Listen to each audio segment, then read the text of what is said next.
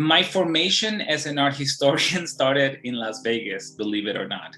So that's when I decided to go to study art history.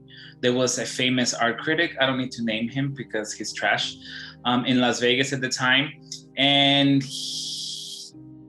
the allure and the people that followed him created a small community that studied and thought about art in a very different way.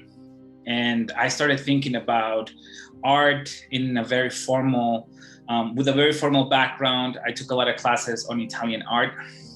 It wasn't until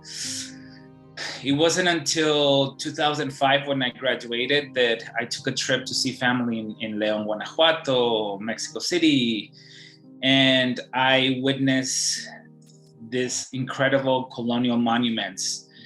One specific monument was in Atotonilco in Guanajuato. There's a small church, I believe it's Jesuit, if I'm not mistaken. I could be wrong, because nobody studied it, that was painted from floor to ceiling in the 18th century.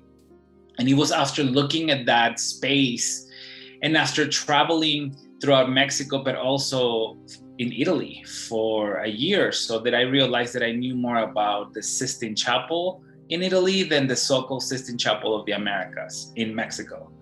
So not understanding and not knowing the visual and material culture of my country pushed me to study colonial art history.